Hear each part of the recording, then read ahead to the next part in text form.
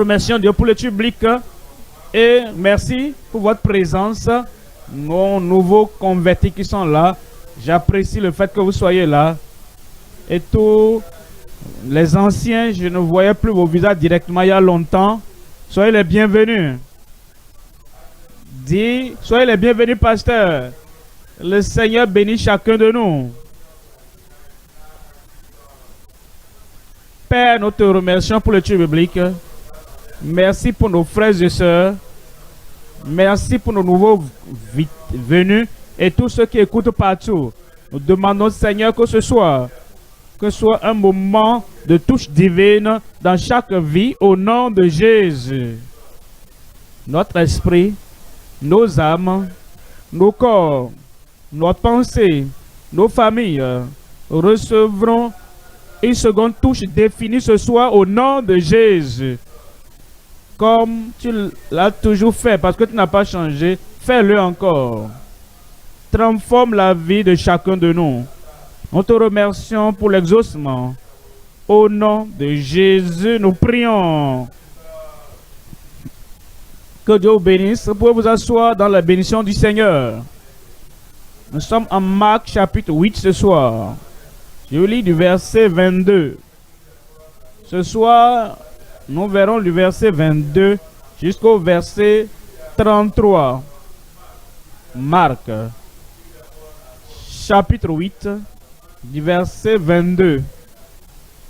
Il se rendirent à Bethsaïda et on amena vers Jésus un aveugle qu'on le pria de toucher.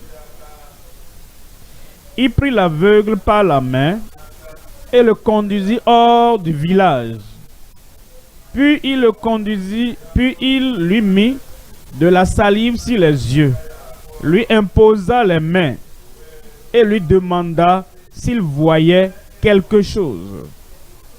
Il regarda et dit, « J'aperçois les hommes, mais j'en vois comme des arbres qui marchent. » Jésus lui mit de nouveau les mains sur les yeux.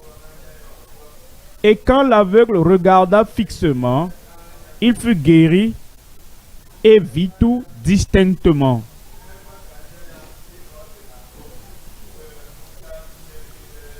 Ce que je viens de vous lire maintenant est unique. Et c'est seulement Marc qui a enregistré ce miracle. Vous avez l'ouverture des yeux des aveugles en Matthieu, en Marc, en Luc et en Jean. Et vous l'avez dans tous ces évangiles. Mais ce miracle, cet incident particulier que le Seigneur a dû lui toucher la deuxième fois, a été enregistré seulement par Marc. Et c'est symbolique. C'est unique. Et c'est ce qui arrive non seulement à l'homme qui avait les yeux rétablis pleinement après la deuxième touche. Dans notre esprit, c'est ce que Dieu fait. Dans nos âmes, c'est ce que Dieu fait. Il nous touche et nous sommes sauvés. Et ce n'est pas tous les problèmes concernant le péché qui a été résolu à cause de cette première touche. Et il nous demande, est-ce qu'il y a une différence? Oui, il y a une différence. Il y a une évidence que le Seigneur m'a touché, que le Seigneur m'a transformé. Mais les choses peuvent être meilleures. C'est pourquoi nous retournons à lui la deuxième fois pour une seconde touche. Et il nous sanctifie. Vous verrez que même dans la réception de la connaissance de la part du Seigneur, nous allons à lui. Il nous révèle Christ. Et il nous demande, qui est Jésus? Que penses-tu de Jésus? Et nous lui disons, voici ce que nous connaissons. Mais nous retournons encore à lui une seconde fois pour une seconde touche. La seconde illumination. Et il ouvre nos yeux une fois encore. Et nous voyons clairement. Et c'est arrivé aux disciples. Jésus leur a demandé, que dites-vous que je suis? Ils ont dit, tu es le Christ, le Fils du Dieu vivant. Et il dit, ce n'est ni le sang, ni la chair, ni les êtres humains qui vous ont révélé cela, mais mon Père qui est au ciel. Ensuite, comme ils ont continué spirituellement, il les a touchés encore. Et ils ont dit, maintenant, nous savons que tu es le Christ, le Fils de Dieu.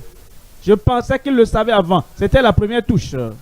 Ensuite, après les avoir touchés, enseigner la parole de Dieu, il dit, vous connaissez les choses maintenant, meilleures que les pharisiens, mieux que tous ceux-là qui sont autour de vous. Mais vous ne connaissez pas tout. Il dit, je vais vous envoyer le consolateur. Et ce consolateur va me remplacer et il vous enseignera toutes choses.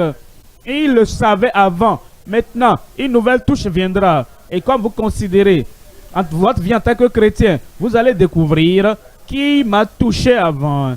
Et si vous pensez que tout est fini maintenant, parce qu'il m'a touché la première fois, pour la première fois, vous faites erreur. Vous devez retourner à lui.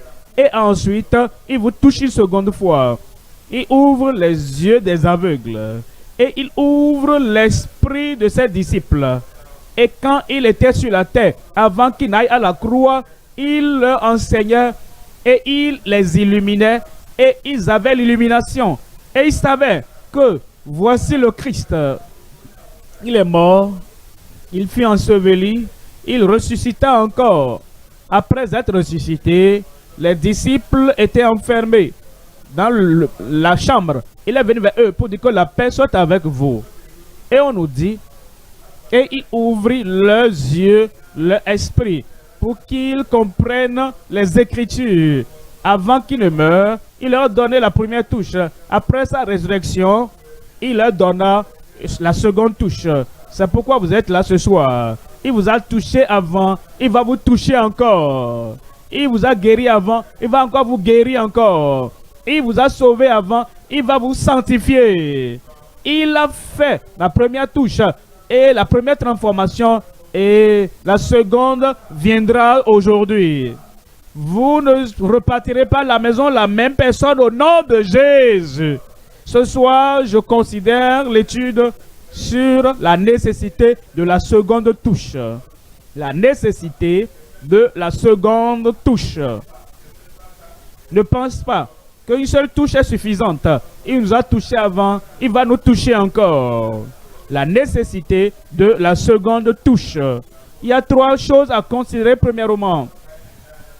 Le rétablissement total après la seconde touche. Le rétablissement total après la seconde touche. Deuxième point. Une révélation convaincante de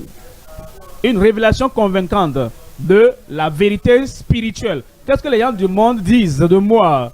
Certains disent que tu es l'un des prophètes qui a vécu avant. Certains disent que ceci, d'autres disent que tu es cela.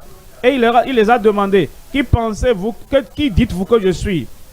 Pierre parlant pour les autres, tu es le Christ, le Fils du Dieu vivant. C'était la révélation du ciel, une révélation convaincante de la vérité spirituelle. Avant que l'histoire ne prenne fin, il a commencé à leur dire ce qui va lui arriver, qu'il mourra et il sera enseveli. Ensuite, il ressuscitera encore le troisième jour. Et Pierre l'a repris pour dire ça ne va jamais arriver. Et Jésus dit, arrière de moi Satan, parce que tu ne comprends pas. Il connaissait. Alors il a confessé et il a donné une révélation convaincante de la vérité spirituelle. Maintenant quelque chose était révélé et il n'avait pas compris. Et il s'est opposé. Il a contredit le Seigneur et il avait besoin d'une autre touche spirituellement parlant, afin que maintenant sa pensée soit comme celle de Christ, que sa volonté soit comme la volonté de Christ, que sa compréhension soit comme la compréhension du Seigneur. Il avait besoin d'une autre touche. Troisième point alors, un rappel clair du besoin de la seconde transformation. Ce qui est arrivé à Pierre est un rappel clair qu'il avait besoin de la seconde transformation. Et c'est un rappel clair pour toi et pour moi du besoin de la seconde transformation. Troisième point alors, un rappel clair du besoin de la seconde transformation. Revenons au premier point alors. Le rétablissement total, complet, après la seconde touche. Revenons en Marc au chapitre 8. Et je lis à partir du verset 22. Marc, chapitre 8, verset 22. C'est une histoire directe. Il dit, ils se rendirent à Bethsaïda et on amena vers Jésus un aveugle qu'on le pria de toucher. On supplia Christ de le toucher. Si tu as besoin d'un miracle, tu dois venir à Christ. Si tes voisins ont besoin d'un miracle, tu dois amener tes voisins à Christ. Et si quelqu'un très proche de toi, tu ne peux pas l'aider, il est aveugle. Même s'il est né aveugle, avec Dieu, tout est possible. Et quels que soient les défis ce soir, quelle que soit la situation ce soir, Dieu est capable, Christ est capable. Et il va régler tout problème. Mais vous voyez, nous devons venir au Seigneur. Cela veut dire, comme nous écoutons l'enseignement de la parole de Dieu, vous ne devez pas repartir à la maison avant le dernier Amen. Vous devez attendre. Si vous avez écouté la parole de Dieu et que la parole de Dieu vous révèle quelque chose qui doit vous arriver, quand nous disons, maintenant levons-nous pour la prière, ce n'est pas le moment de sortir, ce n'est pas le moment de visiter qui que ce soit ou quoi que ce soit. Vous devez attendre jusqu'au dernier Amen. Et lorsque ce dernier Amen arrive, quelque chose doit arriver dans votre vie. Alors, on amena cet homme à Christ et il prit l'aveugle par la main et le conduisit hors du village. Pourquoi? Il prit l'aveugle et il le sortit du milieu des gens qui sont aveugles spirituellement, du milieu de ceux-là qui ont l'aveuglement d'incrédulité, l'aveuglement du doute, l'aveuglement de la contradiction et l'aveuglement de la confusion dans la pensée de l'homme. Il le sortit du milieu de ces gens afin qu'il soit avec l'aveugle tout seul. Quand tu viens en contact avec Christ et tu bloques le monde, tu bloques l'incrédulité des autres, voici Christ. Et voici l'homme aveugle, voici Christ. Et te voici Christ. Et voici celui qui est dans le besoin. Lorsqu'il y a personne entre toi et Christ, quelque chose va arriver.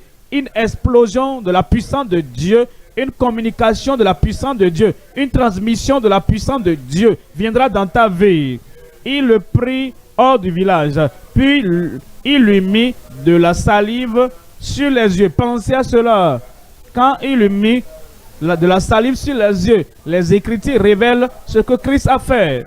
Vous voyez, plusieurs, ils ne comprennent pas comment est-ce que quelque chose comme ça peut se faire. Vous savez, la salive est très utile et Christ le savait.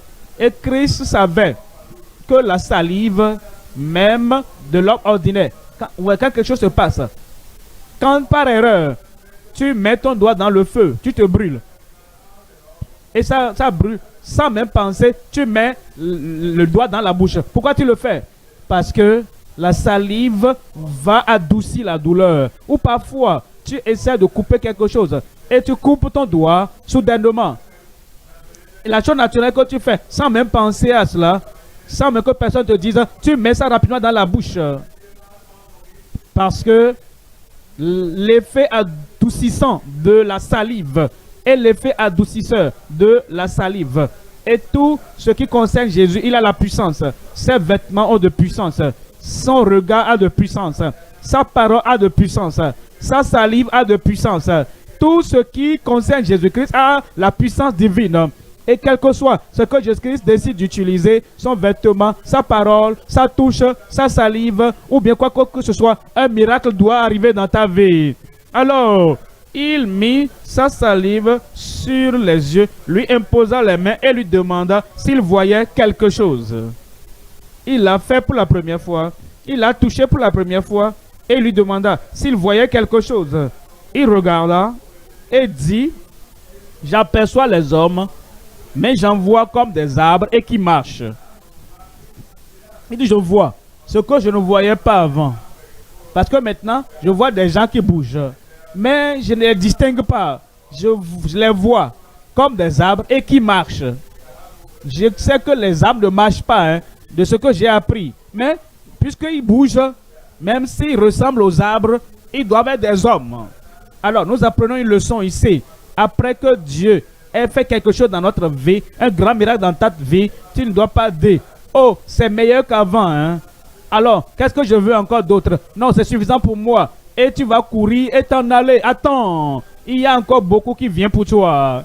Et parfois, les gens viennent au Seigneur pour la première fois. Le Seigneur les touche. Ils sont sauvés. Ils sont nés de nouveau. Il y a la paix dans leur cœur. Il y a la joie dans leur âme. Alors, il dit, oh, gloire à Dieu, je retourne d'où je suis venu parce que maintenant, j'ai reçu quelque chose. Tu l'as reçu. Maintenant, pas tout eu. Reviens encore. Quelque chose de nouveau t'arrivera.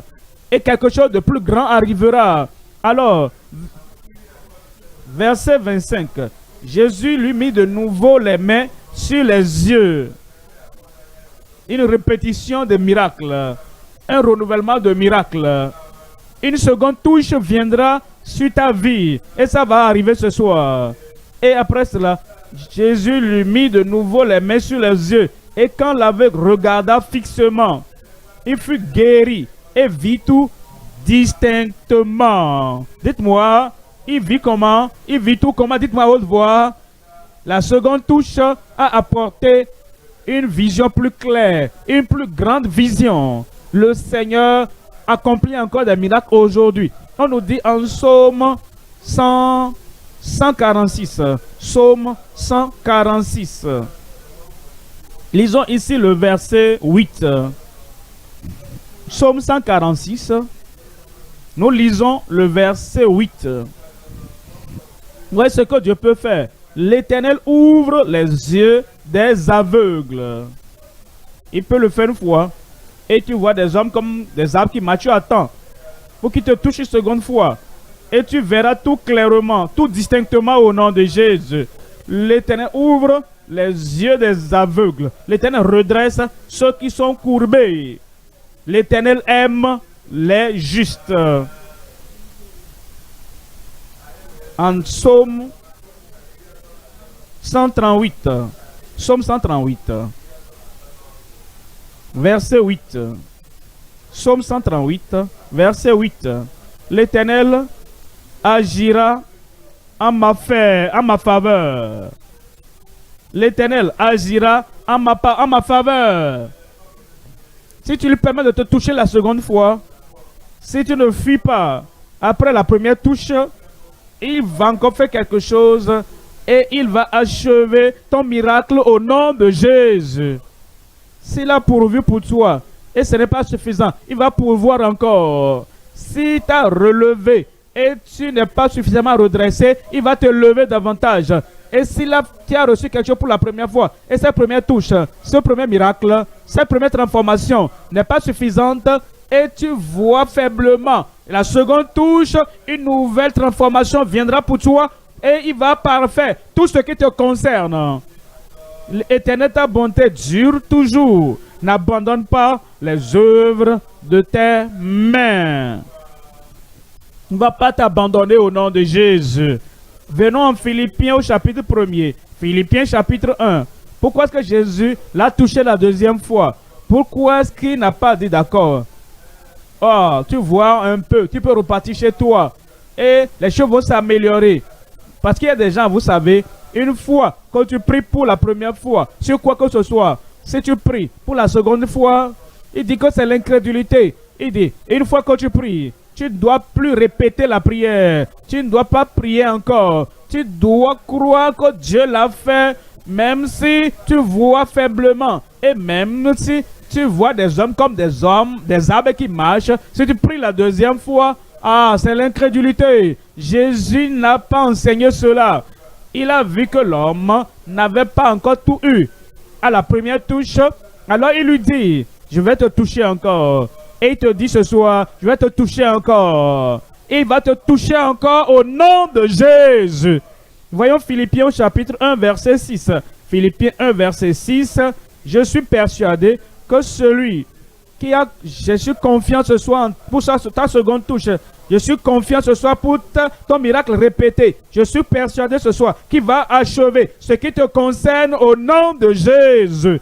Je suis persuadé que celui qui a commencé en vous cette bonne œuvre la rendra parfaite pour le jour de Jésus-Christ.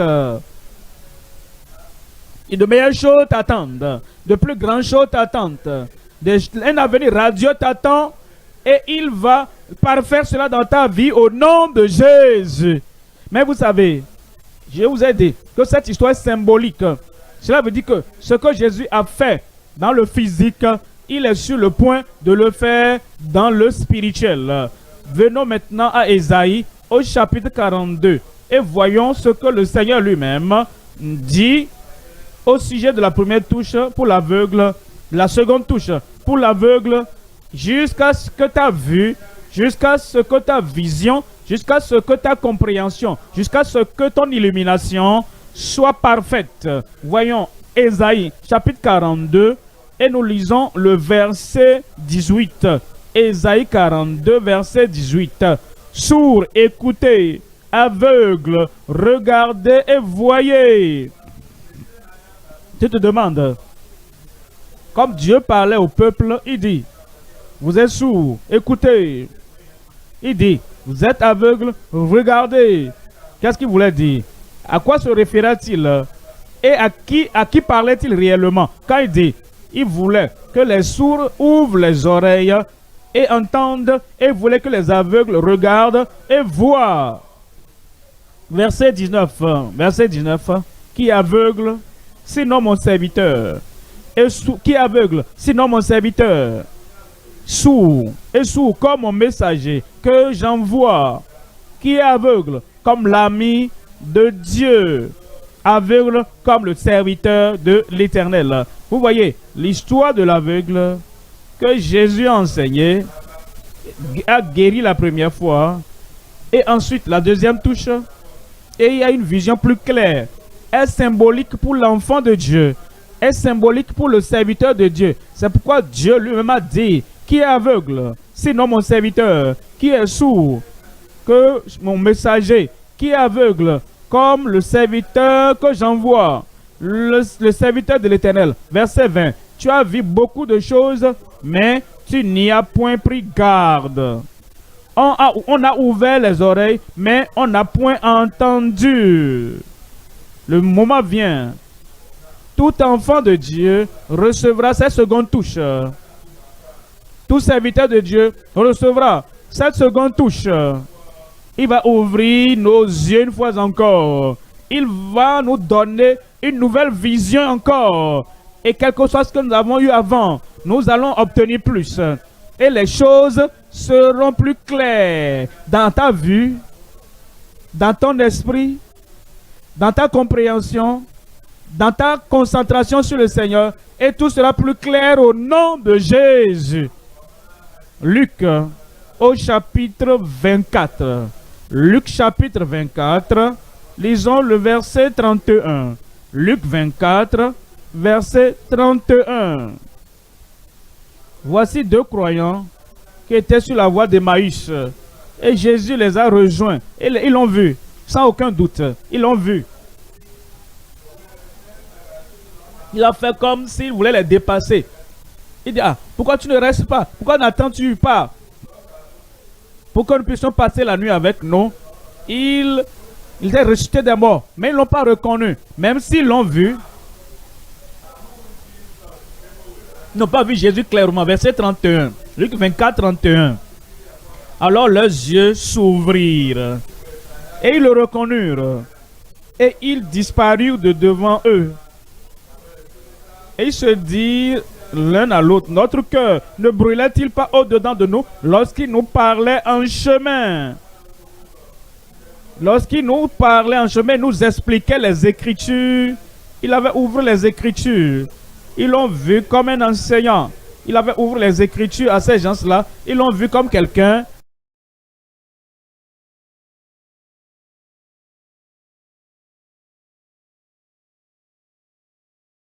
qui s'asseye avec eux. Il a rompu le pain avec eux. Il leur a donné cela. La seconde touche est venue. C'est pourquoi je vous dis ce soir, une seconde touche doit venir pour vous. Vous savez, parfois, en tant que croyant enfant de Dieu, nous lisons notre Bible, la dévotion matinale, et pendant que nous lisons cette Bible-là, une lumière vient et luit sur la parole de Dieu. Et nous disons, oh Seigneur, merci. Je vois ce que je n'ai jamais vu avant. Je comprends ce que je n'ai jamais compris avant. Je peux voir l'image de Jésus-Christ ici. Voici mon Sauveur. Et voici mon Seigneur. Et tu pries, et tu pries, et tu loues le Seigneur. Et tu l'adores. Un autre jour, tu viens à ce même passage. Et le Saint-Esprit vient sur l'Écriture et illumine l'Écriture et élargit l'Écriture. Tu dis, what? Quoi? Je n'ai jamais vu dans ce passage avant.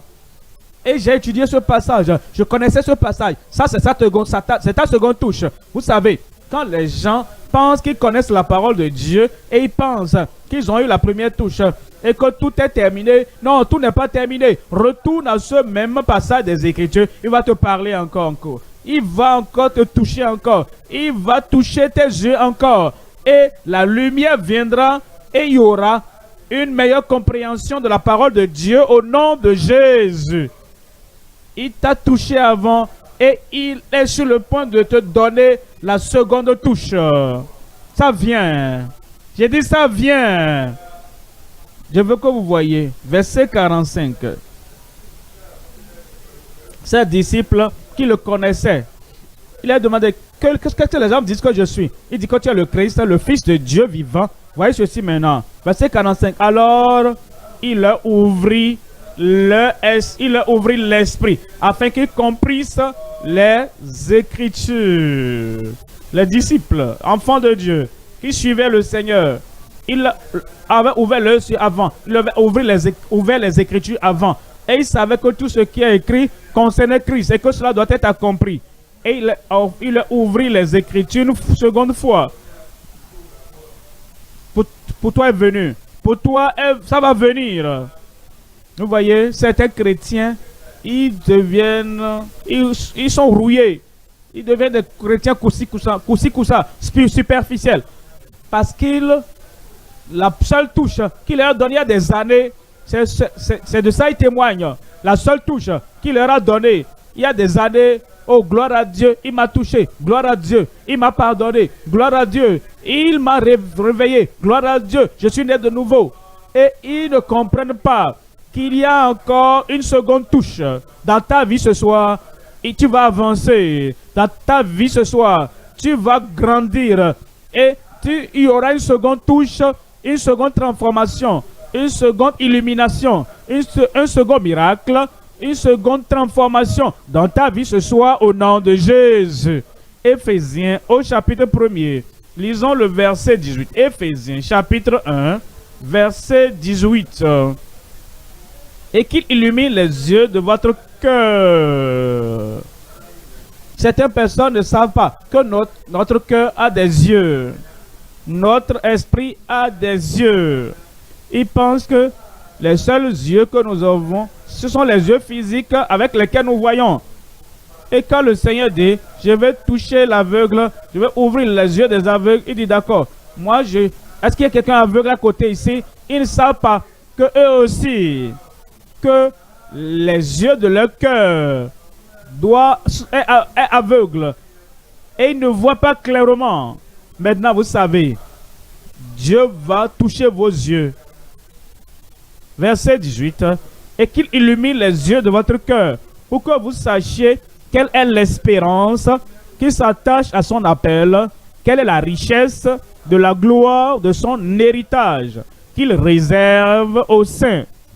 Et quelle est envers nous qui croyons l'infinie grandeur de sa puissance se manifestant avec efficacité par la vertu de sa force. Oui, la grande puissance de Dieu va agir dans ton cœur, dans ta vie, dans ton esprit, dans ton corps. Et cette grande puissance de Dieu agira ce soir au nom de Jésus. Vous comprenez maintenant pourquoi nous faisons cette prière. En Psaume 119. Les gens ne comprennent pas parfois. Nous faisons la prière dans les chants ou directement au Seigneur. Nous ouvrons la Bible avant d'étudier, avant de lire. Nous prononçons ceci au Seigneur. Psaume 119, verset 18. Ouvre mes yeux pour que je contemple les merveilles de... Les merveilles de quoi? Dites-le à haute voix. Pour que je contemple les merveilles de ta loi. Regardez ici, s'il vous plaît. Donc, vous avez frère A, frère B, frère C. Sœur A, sœur B, sœur C. Ils lisent les mêmes passages bibliques. Ils lisent le même passage. Frère A n'a pas vu ce que frère B voit. Frère B ne voit pas ce que frère C a vu. Et la sœur A ne peut pas imaginer ce que B dit, qu'elle a vu dans ce passage. Et la sœur C vient avec une grande vision de la gloire, parce qu'elle a prié. Ouvre mes yeux pour que, pas nous, pour que je contemple les merveilles de ta loi. Chaque fois que tu fais cette prière, Dieu va te toucher. Dieu va te transformer. Et Dieu te donnera une nouvelle compréhension plus élevée de la parole de Dieu. Galates chapitre 4. En Galates chapitre 4, verset 19. Galates 4, verset 19. Mes enfants, pour qui j'éprouve de nouveau les douleurs de l'enfantement, jusqu'à ce que Christ soit formé en vous. Vous voyez les croyants de Galates, ils avaient reçu le Seigneur comme sauveur personnel. Et selon le passage que nous étudions aujourd'hui, ils ont reçu la première touche qui les a sauvés, qui les a amenés à connaître Christ en tant que sauveur. Christ est Seigneur. Mais depuis cette première expérience du salut, de la transformation, de cette première touche, ils ne sont plus repartis au Seigneur et certains judaïciens sont venus vers eux. Et leur vision de Christ comme le seul sauveur, leur vision en tant que le seul Fils de Dieu, la vision de Christ en tant que celui qui a offert le sacrifice parfait, la vision de Christ comme le sauveur suffisant était en train de s'affaiblir. Paul les a vus. Il savait qu'ils étaient sauvés avant. Il savait que leurs yeux étaient ouverts avant. Il savait qu'ils avaient reçu la première touche du salut avant. Maintenant, il les a vus. Maintenant, il dit, oh mes enfants, ils sont encore enfants. Ils n'ont pas encore totalement regardé. Ils ne sont pas éloignés. Mais leurs yeux étaient affaiblis. Il dit, mes enfants, pour qui j'éprouve de nouveau les douleurs de l'enfantement, jusqu'à ce que Christ soit formé en vous. C'était la seconde touche. Il voulait qu'ils aient, et tu auras pour toi. J'aurai pour moi. J'ai dit, j'aurai pour moi. Le Seigneur va toucher chacun de nous au nom de Jésus. Deuxième Pierre, au chapitre 1, verset 9. 2 Pierre, chapitre 1. Lisons le verset 9. Verset 9. Mais celui en qui ces choses ne sont point est aveugle. Il ne voit pas de loin. Et il a mis en oubli la purification de ses anciens péchés. Vous voyez, il y a des gens, ils ont reçu la première touche.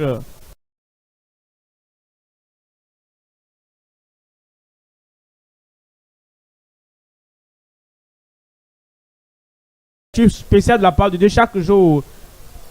Et ils sont trop occupés. Ils se lèvent très tôt le matin et courent pour aller prendre le bus. Et ils vont au service. Et pendant qu'ils reviennent à la maison, l'embouteillage est beaucoup. Et quand ils atteignent la maison, ils préparent. Ils sont tellement fatigués, ils s'endorment. Et ça se répète chaque jour comme ça.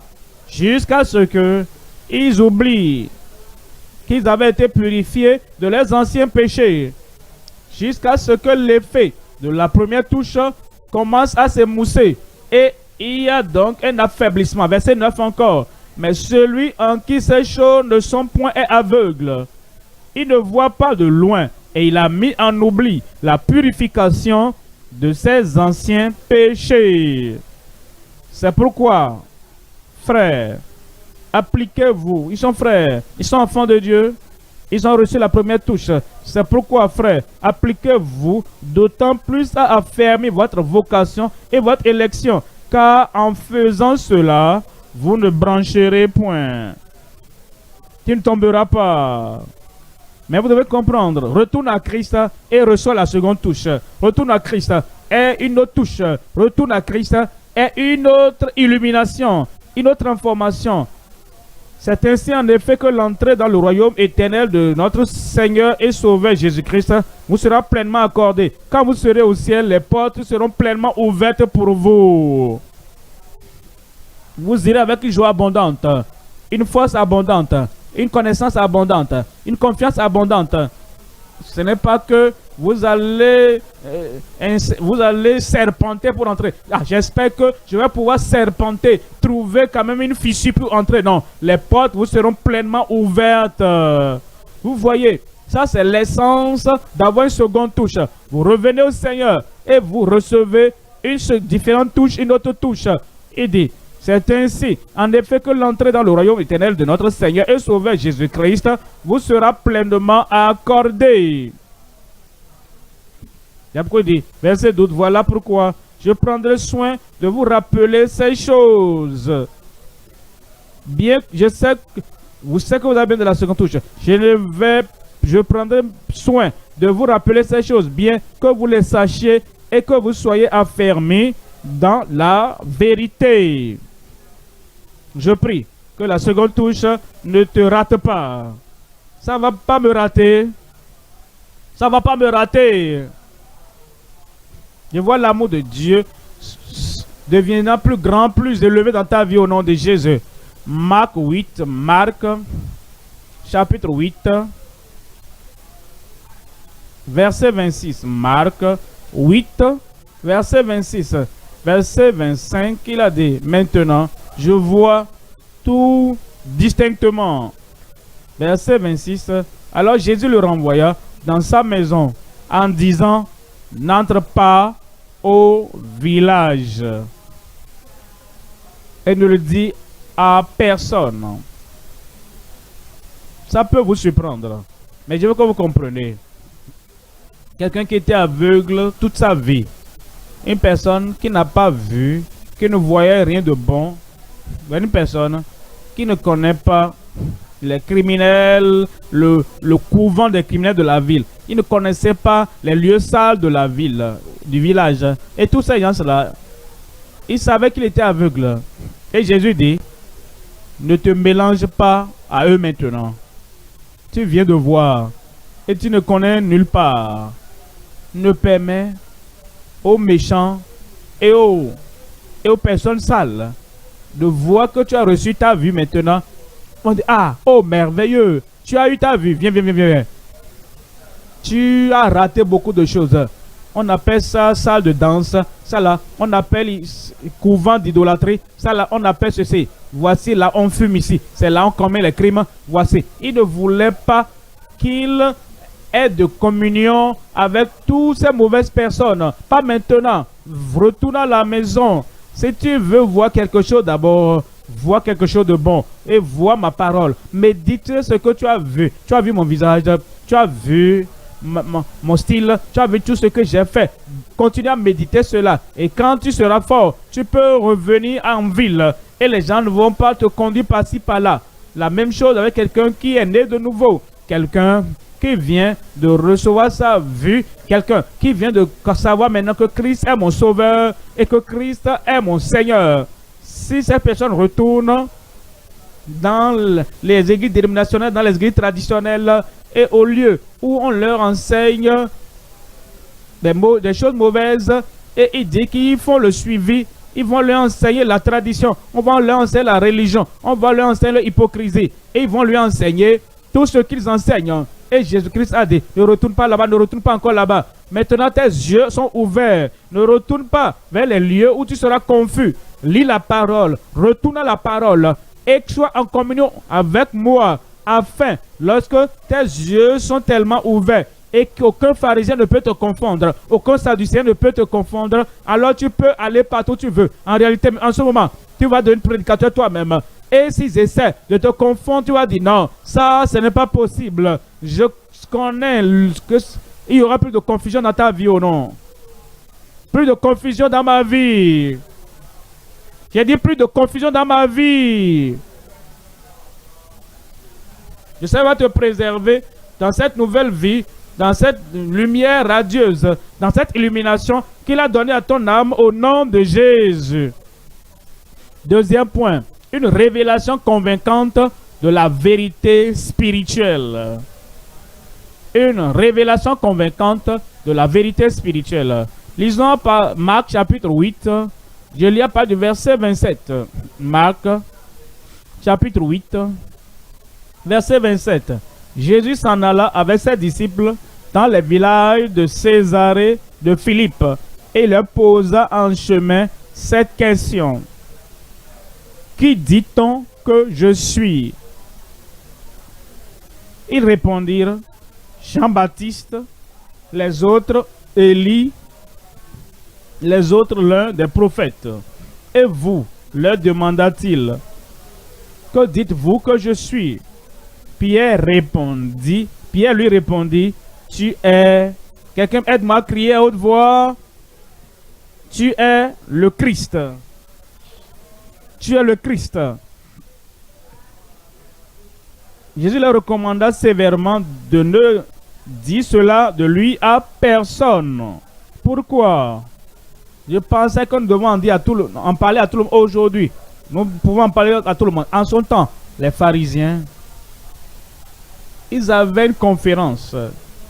Ils avaient un complot. Que si quelqu'un doit confesser que Jésus-Christ est le Christ, ils vont régler son compte. Même Lazare qui est ressuscité des morts. Et les gens sont allés croire au Seigneur Jésus-Christ à cause de Lazare qui est ressuscité des morts. Qu'est-ce qu'il planifiait faire? Il planifiait le tuer. Quiconque va confesser et convaincre quelqu'un d'autre que c'est le Christ, qui vont se débarrasser d'eux. Jésus avait besoin de ses disciples vivants, afin qu'après son départ, que c'est eux qui allaient prendre le relais et porter l'évangile à toutes les créatures. Alors aidez, ne mettez pas votre vie en danger. Et c'est ce que ces conspirateurs font. Et c'est ce qu'ils feront. Vous savez maintenant, vous avez confessé que je suis le Christ, d'accord? Gardez ça vous-même. Matthieu 16. Matthieu 16. 13. C'est la même histoire. Matthieu nous donne plus de détails. Matthieu 16, 13. Jésus étant arrivé dans le territoire de Césarée de Philippe, demanda à ses disciples, qui dit-on que je suis, moi le Fils de l'homme? Ils répondirent, les uns disent que tu es Jean-Baptiste, les autres Élie, les autres Jérémie ou l'un des prophètes. Et vous, leur dit-il, qui dites-vous que je suis? Simon-Pierre répondit, tu es le Christ. Dites-moi, le Fils du Dieu vivant. Tu es le Christ, le Fils du Dieu vivant. Rappelez-vous, quand Jésus était examiné et éprouvé, et le soin secrétaire, qui dis-tu que tu es? Il n'a pas répondu. Alors il dit, dis-tu que tu es le Fils du Très-Haut? Jésus a dit, tu l'as dit. Alors le soin secrétaire, vous avez entendu, il a blasphémé. Et parce qu'il a blasphémé, il doit être crucifié. Voilà pourquoi Jésus a dit à ses disciples, vous allez témoigner de moi. Vous allez dire que je suis le Christ, le Fils du Dieu vivant.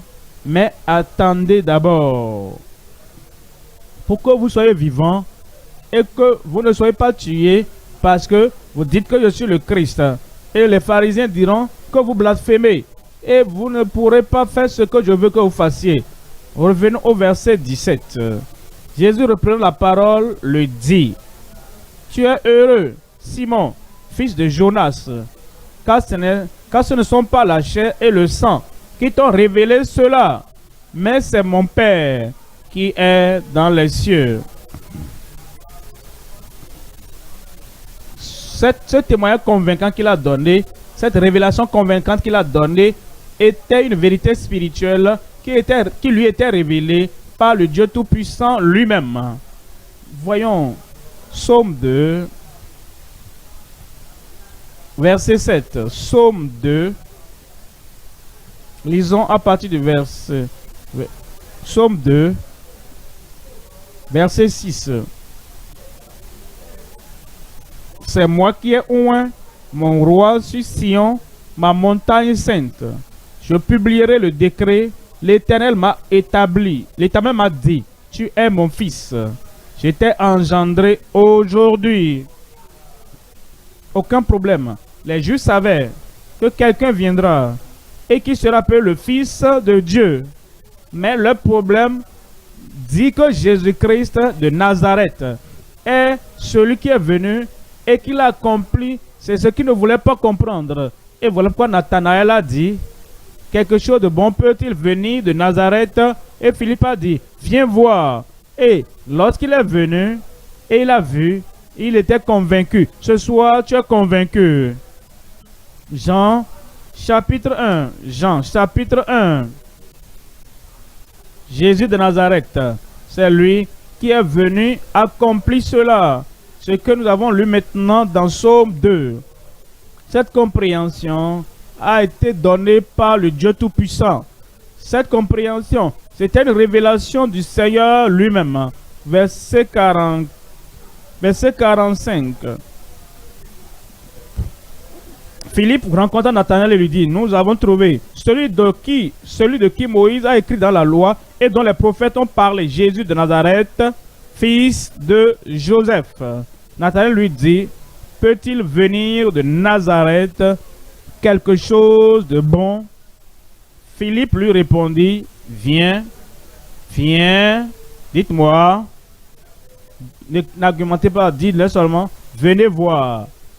Ne commencez pas à leur dire, oh, ton église est mauvaise, ton assemblée locale est mauvaise, tu ne vois rien, tu ne comprends rien, n'argumente pas. Dis-leur seulement, qu'est-ce que vous devez leur dire?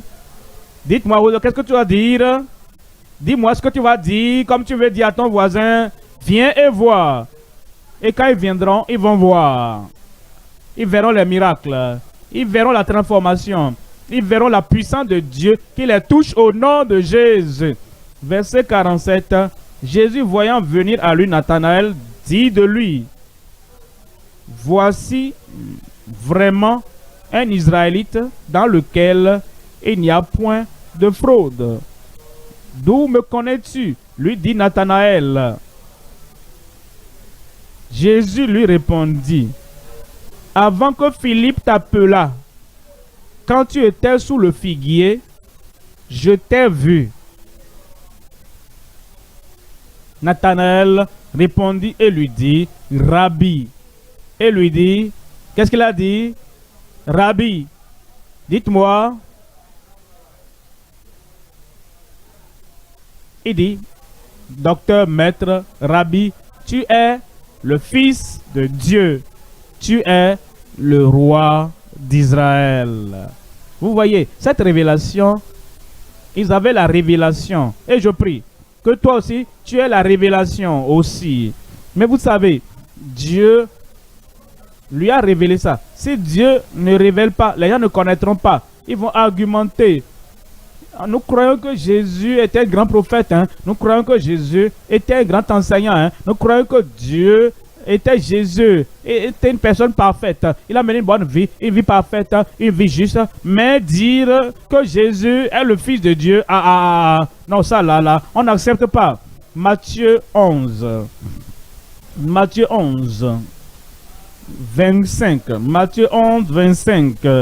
En ce temps-là, Jésus prit la parole et dit, je te loue, Père, Seigneur du ciel et de la terre, de ce que tu as caché ces choses aux sages et aux intelligents, et de ce que tu les as révélés aux enfants. C'est la révélation qui vient de Dieu. Quand nous savons que Jésus est le Fils de Dieu, et que Jésus est le seul Sauveur, et que Jésus est le seul Rédempteur, le Père au ciel, qui l'a révélé aux hommes. Oui, Père, je te loue de ce que tu l'as voulu ainsi. Verset 27. Toutes choses m'ont été données par mon Père, et personne ne connaît le Fils. Personne ne connaît le Fils, si ce n'est le Père. Personne non plus ne connaît le Père, si ce n'est le Fils et celui à qui le Fils veut le révéler. C'est pas la révélation. Et je prie que cette révélation vienne dans ton cœur. Tu ne rateras pas la révélation. La touche du Seigneur viendra et dans les yeux de ton cœur. Et les yeux de ton cœur seront ouverts au nom de Jésus. Actes des Apôtres chapitre 9. Actes des Apôtres chapitre 9. Lisons le verset 17. Un homme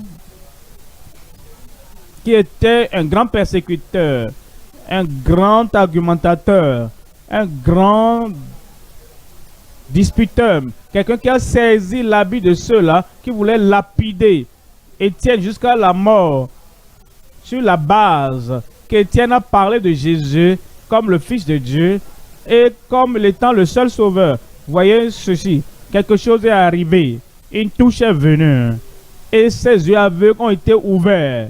La touche de Dieu viendra sur ta vie et toute faiblesse sera ôtée et tout aveuglement sera ôté. Et les ténèbres d'ignorance et les ténèbres d'incrédulité seront ôtées de ta vie au nom de Jésus. Actes des Apôtres chapitre 9, verset 17. Ananias sortit et lorsqu'il fut arrivé dans la maison, il imposa les mains à Saul en disant: Saul, mon frère, pensez à cela. Saul, mon frère. Ananias lui-même, ses yeux ont été ouverts parce que quand Dieu a dit va vers lui, il est dans telle rue et dans telle rue, il dit quoi? Cet homme, il est dangereux, hein? Cet homme, c'est un meurtrier, cet homme, c'est un persécuteur. Et il est venu ici même, il a même des lettres d'autorité et il va lier tous ceux qui invoquent ton nom.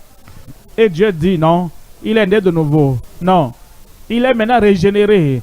Et ses yeux ont été ouverts. Ananias, les yeux d'Ananias ont été aussi ouverts. Il a appelé frère Saul. Le Seigneur Jésus qui t'est apparu sur le chemin par lequel tu venais m'a envoyé pour que tu recouvres, dites-moi, pour que tu recouvres quoi? La vue. Et que tu sois rempli du Saint-Esprit. Au même instant, il tomba de ses yeux comme des écailles. Et il recouvra la vue. Et tu recouvres ta vue. Il se leva et fut baptisé. Et après qu'il eut pris de la nourriture, les forces lui revinrent. Saul resta quelques jours avec les disciples qui étaient à Damas. Et aussitôt, il prêcha dans les synagogues que Jésus... Que quoi? Dites-le non. Dites-le comme il a dit que Jésus est le Fils de Dieu. L'homme qui argumentait avant, l'homme qui a dit, je ne vais jamais croire cela. Il est venu à Damas pour arrêter et pour emprisonner ceux-là qui croyaient que Jésus est le Fils de Dieu. Ses yeux ont été maintenant ouverts. Ce que tu ne connaissais pas avant de venir à l'étude biblique ce soir, tu le connais. Tes yeux sont ouverts. Et l'ignorance du passé, cette ignorance est enlevée au nom de Jésus. Et comme tu crois dans ton cœur, dans le cœur de ton cœur, que Jésus est le Fils de Dieu et qu'il est ton sauveur, il est le rédempteur suffisant ce soir. Si tu n'étais pas sauvé avant ce soir, tu es sauvé au nom de Jésus. Et si tu étais sauvé avant, ce soir, une seconde touche vient sur ta vie au nom de Jésus. 1 Jean au chapitre 4, verset 15. 1 Jean, chapitre 4, verset 15. On dit, celui qui confessera que Jésus est le Fils de Dieu, Dieu demeure en lui et lui en Dieu. Quand tu lui permets d'ouvrir tes yeux, tu dis oui, je crois, c'est mon sauveur. Il est suffisant en tant que sauveur. Oui, je crois. Il est le Fils de Dieu et il est mort pour moi. Oui, il est le Fils de Dieu. Et je donne toute mon attention, toute mon affection, ma confiance, toute ma foi en lui. Cette œuvre sera faite dans ton cœur. 1 Jean, chapitre 5, verset 20. 1 Jean 5, verset 20. Nous savons aussi que le Fils de Dieu est venu et qui nous a, et je sais que le Fils de Dieu est venu et qu'il nous a donné l'intelligence pour connaître le véritable. Et nous sommes dans le véritable. Et son Fils, Jésus-Christ. En son Fils, Jésus-Christ. En son Fils, Jésus-Christ. C'est lui qui est le Dieu véritable et la vie éternelle. Revenons à Marc, chapitre 8. Troisième point maintenant. Marc, chapitre 8, verset 31. Marc, chapitre 8, verset 31.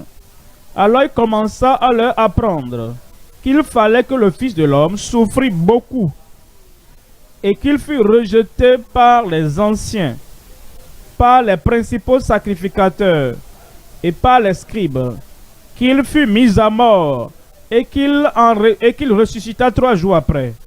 Il leur disait ces choses ouvertement. Et Pierre, l'ayant pris à part, se mit à le reprendre. Mais Jésus se retournant et regardant ses disciples, réprimanda Pierre et dit, dites-moi, arrière de moi Satan. Qu'est-ce qui est arrivé ici? Pierre a prêté son esprit à Satan. Et Satan était en désaccord avec Christ. Et Pierre, qui avait confessé que Jésus-Christ était le Fils de Dieu, il est allé du côté de Satan pour décourager Christ, pour contredire Christ, et pour argumenter avec Christ, et pour s'opposer à Christ, et pour dire non, tu n'iras pas à la croix, tu ne mourras pas pour l'humanité, tu ne seras pas le sauveur du monde, mais tu seras notre pourvoyeur, tu seras notre guérisseur, tu seras notre pourvoyeur, tu seras notre ami, tu seras notre enseignant. Nous 12, nous les disciples, nous avons besoin de toi. Tu ne peux pas aller à la croix, tu ne peux pas mourir. Et tu ne peux pas sauver des milliers en Israël, des millions hors d'Israël. Reste ici avec nous. Maintenant, vous voyez, ses yeux étaient touchés. Il a vu Christ de façon limitée. Il avait besoin d'une seconde touche afin qu'il puisse comprendre que Christ doit mourir pour les péchés de tout le monde, afin que plusieurs, partout dans le monde, en ce temps et jusqu'à ce moment, jusqu'au retour de Christ, pour qu'il vienne au Seigneur. Voilà pourquoi Jésus-Christ lui a dit, arrière de moi Satan, car tu ne conçois pas, tu ne connais pas, tu ne chéris pas, tu n'as pas d'affection pour les choses de Dieu. Tu n'as que des pensées humaines. Il était sauvé, mais n'était pas en accord total avec Christ. Et deux ne peuvent marcher ensemble s'ils ne sont pas en accord. Alors, puisqu'il n'était pas totalement en accord avec Christ, Christ a vu ce qu'il ne voyait pas. Christ a vu ce qu'il ne voulait pas voir. Même s'il a vu Christ faiblement, il n'a pas vu Christ à la perfection. Voyez Luc au chapitre 9. Luc chapitre 9, lisons le verset 44. Luc chapitre 9, lisons le verset 44. Verset 44, il dit, pour vous, écoutez bien ceci, le Fils de l'homme doit être livré entre les mains des hommes. Il l'a répété encore. Verset 45. Mais les disciples ne comprenaient pas cette parole. Elle était voilée pour eux, afin qu'ils n'en eussent pas le sens. Et ils craignaient de l'interroger à ce sujet. Il a répété encore qu'il allait mourir. Il va mourir pour l'humanité. C'est exactement pourquoi il est venu. Daniel avait parlé de ce sacrifice. Isaïe avait parlé de ce sacrifice. Et Jésus-Christ a dit, je vais accomplir cette prophétie. Je serai crucifié, je serai tué. Je porterai les péchés de plusieurs et je conduirai plusieurs à moi. Alors il leur dit, ils n'avaient pas compris. Ils n'ont pas posé de questions. Ils n'ont pas voulu comprendre. Ils étaient en désaccord. Leurs yeux avaient besoin d'être ouverts de nouveau. Une seconde touche spirituellement. Alors, est-ce qu'il y a des choses que tu lis dans la parole de Dieu sur Christ? Est-ce qu'il y a des choses que tu lis dans la parole de Dieu sur ce que Christ a dit, sur ce qu'il a promis faire? Et ta pensée n'est pas là. Et il dit, je suis venu encore, je reviens encore. Et il y a certains croyants dont les cœurs ne sont pas touchés. Il dit qu'il revient, mais je vais finir telle affaire. Je sais qu'il revient, je vais finir tel projet. Je sais qu'il va venir, mais je vais me marier. Je sais qu'il va venir, mais je n'ai pas encore d'enfants. Que j'ai mes enfants d'abord. Je sais qu'il va venir, mais que je finisse mes études. Je sais qu'il va venir, mais je vais faire ceci. Ils ne sont pas en accord avec Christ. Et ils vont passer par là. Je vais faire ceci, je vais avoir ceci, je vais saisir ceci, parce qu'ils ne voient pas comme Christ voit. La seconde touche de tes yeux seront ouverts. Nos yeux seront ouverts. Et vous savez, parfois, Dieu veut faire quelque chose. Mais si l'Église ne voit pas, nous ne comprenons pas. Ah, je suis sauvé, je suis sanctifié, rempli du Saint-Esprit. Mais Dieu veut faire quelque chose et on ne voit pas. C'est comme Abraham. Abraham était allé sacrifier Isaac. Parce qu'il avait entendu la parole de Dieu. Le Seigneur lui a dit, voici ce que tu dois faire. Il a pris son fils et il allait. Alors, comme ils allaient, Isaac a demandé, mon père, voici le bois, voici le feu, où est l'agneau pour le sacrifice? Abraham a dit, Dieu pourvoira l'agneau pour le sacrifice. L'agneau. Alors, ils sont arrivés là-bas. Il a mis le bois et il a attaché Isaac. Il a pris le couteau. Alors, certaines personnes, une fois qu'ils entendent va, ils n'entendent plus autre chose. Quand ils entendent tue, ils n'entendent pas arrête. Une fois qu'ils entendent sacrifie-le pour moi, ils n'entendent plus la seconde voix qui vient et qui vient. Ils ne voient plus le second signe qui vient. Alors, la voix est venue. Abraham, Abraham. Il dit, oui, me voici, Seigneur. Ne porte pas la main sur l'enfant. Abraham n'a pas dit, quelque chose que j'ai entendu, c'est ce que j'ai entendu. Hein. La première voix, c'est ce que je sais. Cette seconde voix-là, je ne sais pas si c'est spirituel. Si tu es spirituel, tu dois comprendre. Il t'a touché la première fois, il veut te toucher la seconde fois. Il t'a parlé la première fois, il veut te parler encore la seconde fois. Et je prie que tu ne rates pas la seconde touche. Tu ne vas pas rater la seconde voix. Voyons, chapitre 18 de Luc. Luc chapitre 18. Lisons ici le verset 31. Luc 18, verset 31. Luc 18, 31. Jésus prit les 12 auprès de lui et leur dit, voici, nous montons à Jérusalem. Et tout ce qui a été écrit par les prophètes au sujet du Fils de l'homme s'accomplira. Car il sera livré aux païens. Et on se moquera de lui, on l'outragera, on crachera sur lui. Et après l'avoir battu de verge, on le fera mourir. Et le troisième jour, il ressuscitera. Verset 34. Dites-moi, verset 34. Mais il ne comprit rien à cela. Vous voyez, il y a des gens qui viennent à l'étude biblique. Il y a quelque chose qu'ils veulent entendre. Et parfois, ils lisent les passages que nous étudions avant qu'on ne vienne à l'étude biblique. Et ils pensent, voici ce que ça veut dire, voici ce que ça veut dire, voici ce que ça veut dire. Maintenant, Dieu commence à expliquer, et à révéler des choses. Voulant nous toucher la seconde fois, afin que nous comprenions que voici ce qu'il a à l'esprit. Verset 34. Mais ils ne comprirent rien à cela. C'était pour eux un langage caché, des paroles dont ils ne saisissaient pas le sens. Et ils sont restés ignorants. Je ne serai pas ignorant. Le Seigneur nous donnera de meilleures compréhensions. Il donnera de plus grandes compréhensions. Il va nous toucher de nouveau. Il va ouvrir nos yeux de nouveau. Et nous verrons ce qu'il veut que nous voyons. Au nom de Jésus. Luc chapitre 24. Luc 24. Lisons le verset 25. 24, 25. Alors Jésus leur dit, ô homme sans intelligence et dont le cœur est lent à croire tout ce qu'ont dit les prophètes. Ils étaient lents à comprendre ce que les prophètes avaient dit. Ne fallait-il pas que le Christ souffrit ces choses et qu'il entra dans sa gloire? Et commençant par Moïse et par tous les prophètes, il leur expliqua tout dans toutes les Écritures. Il leur expliqua, regardez ici, tu peux penser, il est resté avec nous pendant 3 ans.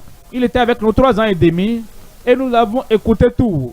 Il a expliqué la parole de Dieu publiquement et en privé. Il nous a expliqué tout. Il n'y a plus rien d'autre à connaître. Il y a certaines personnes qui pensent comme ça. Ils disent, oh, je suis à la vie profonde depuis toutes ces années. Et qu'est-ce que nous lisons encore? L'évangile selon Marc, l'évangile selon Matthieu, selon Jean, ou bien les actes des apôtres que nous voulons lire. J'ai lu ça, on connaissait ça avant. Et ils ne viennent pas. Ils pensent qu'ils connaissent tout. Dieu merci pour ceux qui sont là. Dieu merci pour ceux qui écoutent.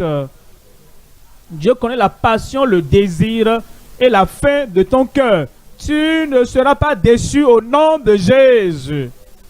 Alors, on nous dit, commençant par Moïse et par tous les prophètes, il leur expliqua dans toutes les Écritures ce qui le concernait. Il expliquait. Verset 44. Puis il leur dit, c'est là ce que je vous disais lorsque j'étais encore avec vous, qu'il fallait que s'accomplisse tout ce qui est écrit de moi dans la loi de Moïse, dans les prophètes, dans les psaumes. Alors, dites-moi la suite. Il va ouvrir ton intelligence. Alors il a ouvert l'esprit afin qu'il comprisse les Écritures. Et il leur dit, ainsi il est écrit. Il est écrit que le Christ souffrirait et qu'il ressusciterait des morts le 3e jour. Il leur a dit cela avant. Jean chapitre 16. Jean chapitre 16. Lisons les versets 12 et 13. Jean, chapitre 16. Lisons versets 12 à 13. J'ai encore beaucoup de choses à vous dire, mais vous ne pouvez pas les porter maintenant. Je vous ai touché, j'ai ouvert vos yeux. Il était encore vivant, mais même avec... il y a beaucoup de choses. J'ai encore beaucoup de choses à vous dire, mais vous ne pouvez pas les porter maintenant.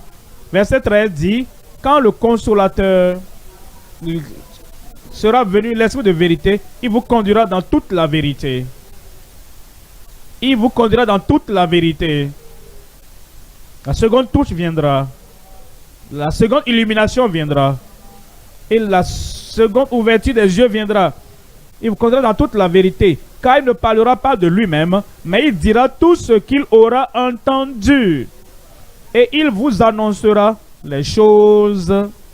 Il vous annoncera quoi? Ce que vous n'avez jamais connu. Il vous annoncera les choses à venir. Que dirons-nous de Pierre? Pierre n'avait pas la pensée de Christ. Il avait le salut. Il était né de nouveau. Il a dit, tu es le fils du Dieu vivant. Mais quelque chose manquait. Il n'avait pas la pensée de Christ. S'il avait la pensée de Christ, le message de Christ sera dans son cœur. La révélation de Christ sera dans son cœur.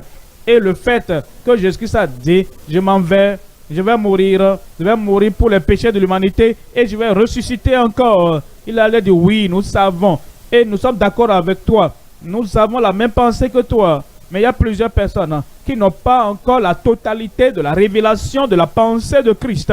Et quand il nous touche une fois encore ce soir, il va nous impartir la pensée de Christ au nom de Jésus. Voyons Philippiens au chapitre 2, verset 3. Philippiens au chapitre 2, verset 3.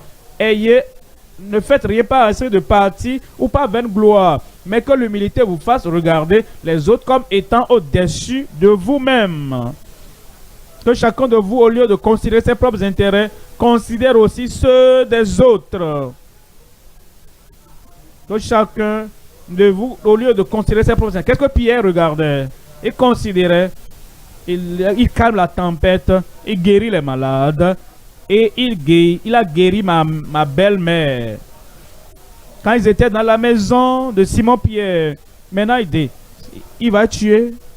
S'il est tué, et il s'en va, qu'est-ce qui va arriver à ma belle-mère? Qu'est-ce qui va arriver à ma femme? Qu'est-ce qui va arriver à nos gens? Si quelqu'un est malade maintenant, ceci arrive, cela arrive, il ne veut pas que nous pensions à nous-mêmes. Christ pensait au salut de tout le monde entier, au salut de l'humanité. Il y a des gens qui ne pensent qu'à leur petit cercle local, à leur église locale, à leur compréhension locale, à leurs besoins locaux, et ne pensent pas au plus grand nombre, aux besoins de toute l'humanité.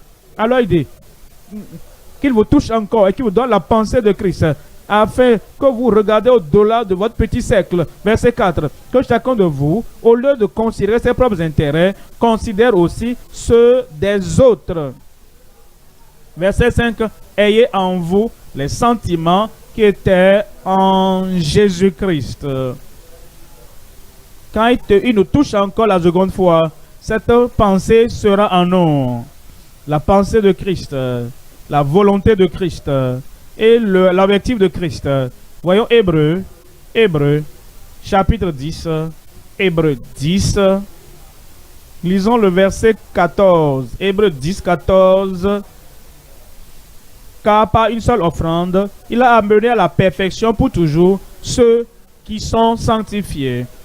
Après être sauvés, nous avons besoin d'une seconde touche, la sanctification. Et c'est à ce niveau de la sanctification qu'il nous donne sa pensée. Verset 15. Verset 15. C'est ce que le Saint-Esprit nous atteste aussi. Car après avoir dit, voici l'alliance que je ferai avec eux. Après ces jours-là, dit le Seigneur, je mettrai mes lois dans leur cœur et je les écrirai dans leur esprit et dans leur esprit. Cela n'a pas encore été fait pour Pierre. C'est pourquoi il ne comprenait pas. Et quand Jésus-Christ a dit, je vais mourir, je vais donner ma vie comme rançon pour l'humanité tout entière, le troisième jour, je ressusciterai. Ce n'était pas dans son cœur. Ce qui était dans son cœur. Ah, nous sommes bons, tu es bon tel que tu es, reste avec nous. Tu es fils de Dieu. Et tu es le sauveur, tu es le pourvoyeur pour tout ce dont nous avons besoin. Ne dis pas que tu vas mourir, ne dis pas que tu seras enseveli, ne dis pas que tu vas ressusciter le troisième jour. Ça ne va pas arriver. La parole n'était pas écrite dans son cœur. La volonté n'était pas écrite dans son cœur. Il y a des gens qui disent, oh, ils sont sauvés, Dieu merci, ils sont sauvés, Dieu merci, ils sont nés de nouveau. Mais la parole de Dieu, la pensée de Dieu ne sont pas achevées dans leur cœur. Mais une seconde touche viendra. J'ai dit une seconde touche viendra. 1 Thessaloniciens, chapitre 3. 1 Thessaloniciens, chapitre 3. Lisons le verset 10. 1 Thessaloniciens, chapitre 3.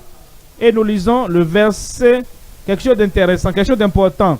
1 Thessaloniciens, chapitre 3, verset 10. Nuit et jour, nous le prions avec une extrême ardeur de nous permettre de vous voir et de compléter ce qui manque à votre foi. L'apôtre Paul dit, Thessaloniciens, je remercie Dieu pour vous. Vous avez reçu la première touche. Je remercie Dieu pour vous. Vous êtes nés de nouveau. Je remercie Dieu pour vous. Une nouvelle vie est venue à vous. Mais vous savez, Thessaloniciens, je veux venir à vous. Pourquoi est-ce que tu viens? Pour compléter, pour achever ce qui manque, compléter ce qui manque à votre foi. Ça veut dire quoi? Chapitre 1, verset 3. Chapitre 1 de 1 Thessaloniciens, verset 3. Il dit, chapitre 1, verset 3. Nous rappelons sans cesse l'œuvre de votre foi. Ils avaient la foi déjà. Ils étaient nés de nouveau. La foi qui sauve était en eux. Nous rappelons sans cesse l'œuvre de votre foi, le travail de votre charité et la fermeté de votre espérance en notre Seigneur Jésus-Christ devant Dieu notre Père.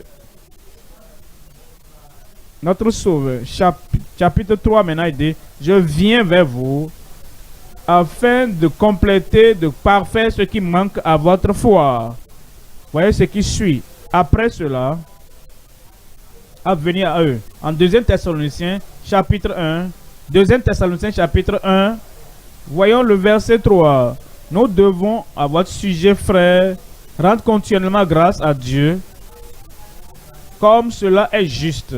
Parce que votre foi, dites-moi la suite, fait de grands progrès. Dans le chapitre 3, il a dit, je viens pour compléter ce qui manque à votre foi. Vous avez besoin d'une seconde touche. Vous avez besoin d'une seconde ouverture de vos yeux. Vous avez besoin d'une seconde transformation dans votre esprit. Dans le chapitre 1, il reconnaît qu'ils avaient la foi. Il reconnaît qu'il a même démontré l'œuvre de leur foi. Maintenant, comme il est venu au 2 Thessaloniciens, il dit, ce que j'avais dit faire pour compléter votre foi, la seconde touche est venue et votre foi fait de grands progrès.